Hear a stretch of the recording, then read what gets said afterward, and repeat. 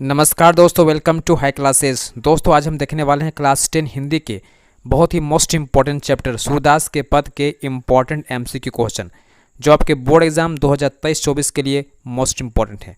दोस्तों चलिए हम लोग स्टार्ट करते हैं वीडियो को बिना लेट किए हुए। पहला सवाल देखिएगा, बीथा शब्द का तत्सम रूप लिखिए। ठीक है, अर्थात यहाँ क्वेश्चन पूछा गया है कि जो शब्द आपका बीथा है, ठीक है, उसका तत्सम रूप क्या होगा। ठीक है, तो इसका आंसर क्या होगा, व्यथा। ठीक है, तत्सम रूप क्या होता है इसको समझिएगा। जिन शब्दों को संस्कृत से बिना किसी परिवर्तन के या बिना किसी बदलाव के ज्यों का त्यों ले लिया जाता है उन्हें हम लोग तत्सम शब्द कहते हैं। ठीक है, यानी संस्कृत में कुछ ऐसे शब्द है, ठीक है, जिसे हम लोग बिना किसी परिवर्तन के या बिना किसी बदलाव किए हुए, ठीक है, जैसा का तैसा हम लोग इसको हिंदी भाषा में प्रयोग करते हैं, उसको क्या बोलते हैं हम लोग, तत्सम रूप कहा जाता है। ठीक है, जैसे यहाँ पर आपका हो गया व्यथा। ठीक है, अगला सवाल देखिएगा, गोपियाँ किससे गुहार लगाना चाहती थी, तो इसका आंसर होगा कृष्ण से। ठीक है, नेक्स्ट क्वेश्चन देखिएगा, हारिल पक्षी से किसकी तुलना की गई है, इसका आंसर होगा हम लोग का गोपियों की। इस क्वेश्चन को विस्तार से समझिएगा। ठीक है, गोपियाँ अपने को हारिल पक्षी के समान मानती है।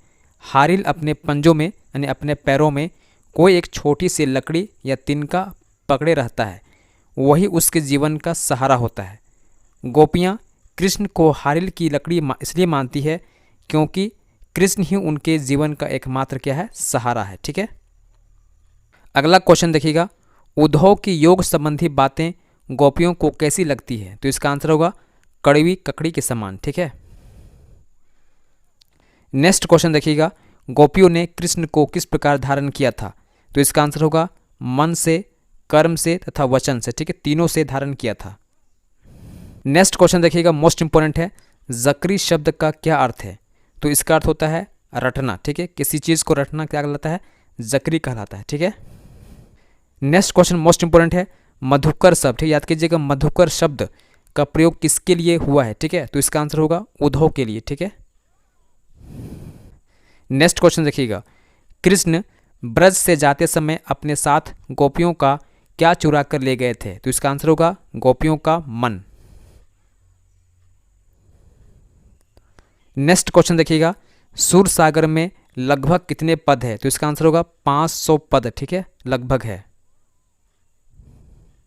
नेक्स्ट क्वेश्चन देखिएगा, सूरदास के साहित्य में किस रस की प्रधानता है, तो इसका आंसर होगा वात्सल्य रस की प्रधानता है। ठीक है, वात्सल्य रस क्या होता है समझिएगा, इसका स्थायी भाव वात्सल्यता यानी अनुराग होता है।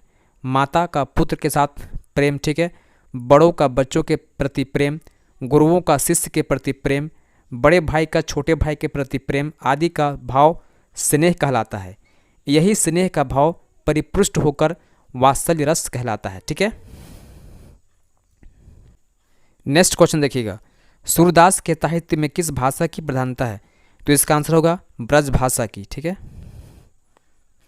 नेक्स्ट क्वेश्चन देखिएगा, प्रीति नदी में कौन सा अलंकार है, तो इसका आंसर होगा रूपक अलंकार। ठीक है, यहाँ पर समझिएगा इसको। ठीक है, जब गुण की अत्यंत समानता की वजह से उपमेय को ही उपमान बता दिया जाता है। ठीक है, इसका एग्जाम्पल समझिए, पायो जी मैंने राम रतन धन पायो। ठीक है, यहाँ राम रतन क्या है, उपमेय है, और पर धन क्या है, उपमान है का आरोप है, और दोनों में अभिन्नता है, इसलिए यहाँ रूपक अलंकार होगा। ठीक है,